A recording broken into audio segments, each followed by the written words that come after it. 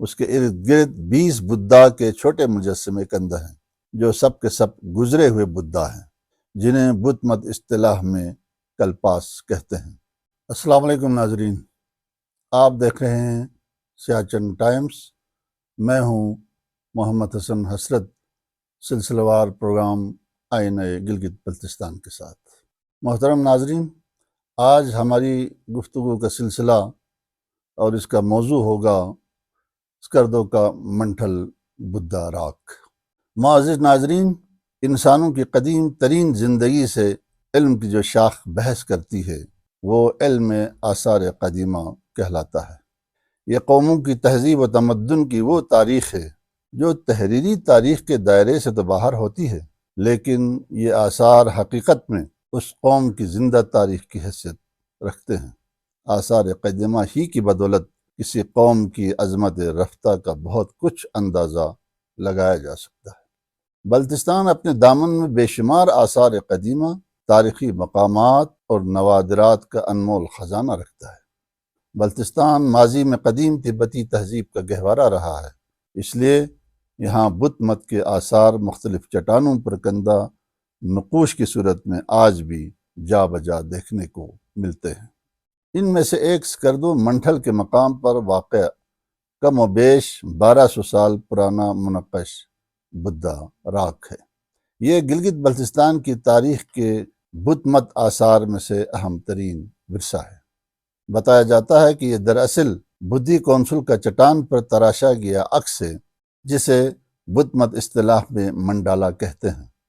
اس طرح کے عظیم الشان طریقے سے تراشے ہوئے اور بڑے سائز کے منڈالا نقوش ہندوستان، چین، جاپان، بھوٹان، نیپال اور لداخ و تبت جیسے بت مت کے مراکز میں بھی اب تک دریافت نہیں ہوئے ہیں۔ روایات کے مطابق بلتستان میں بت مت کی تبلیغ کا آغاز 4 صدی عیسوی میں ہوا تھا، مگر تاریخ اور قرائن سے معلوم ہوتا ہے کہ یہاں ایک عرصے تک بت مت کو پذیرائی نہیں ملی اور یہاں کے لوگ قدیم مذہب بون مت کے ہی پیروکار رہے۔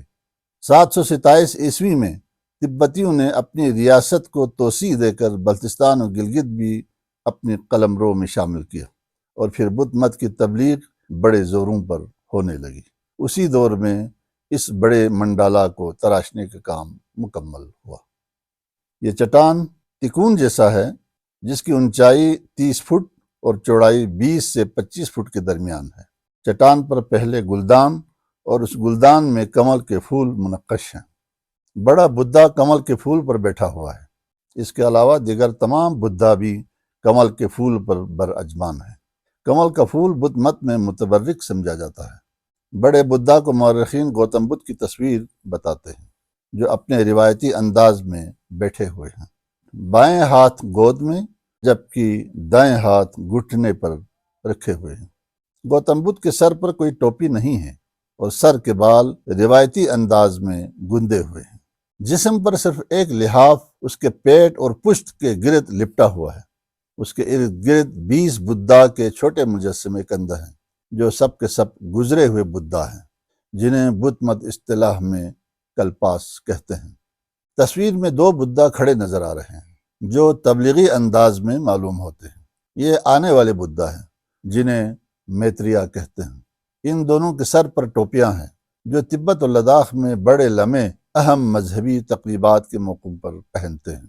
چٹان پر پھیلے ہوئے بڑے کمل کے پھول پر تبتی رسم الخط میں تحریر کے 3 حصے ہیں۔ ان میں سے 2 حصے اب امتداد زمانے کے ہاتھوں ختم ہو چکے ہیں، صرف ایک حصہ باقی ہے۔ ان تحریروں میں بت مت کے پیروکاروں کے لیے مذہبی احکامات اور ہدایات درج ہیں۔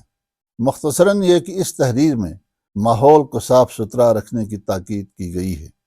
چٹان کے دائیں گوشے میں 3 افراد کے نقوش دھندلے سے نظر آتے ہیں جو اعلیٰ درجے پر فائز لمحے معلوم ہوتے ہیں۔ اس چٹان کے پیچھے سٹوپا یعنی چھرتن بنا ہوا ہے۔ چٹان کے اوپر ایک طاقچہ بھی چھت کی بیم پھنسانے کے لیے کندہ ہے۔ چٹان کے سامنے عبادات بجا لانے کے لیے ایک چبوترا موجود ہے، جبکہ پیچھے کے 2 اطراف میں غار ہیں جن میں لامے رہتے تھے۔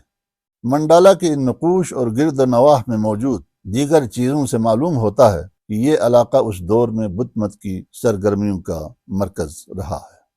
معزز ناظرین، ان قدیم آثار کی دنیا میں بڑی اہمیت ہے۔ سیاح انہی آثار کو دیکھنے کے لیے آتے ہیں، لہٰذا ان آثار قدیمہ کا تحفظ ہم سب کا فریضہ ہے۔ اجازت چاہتا ہوں، خدا حافظ۔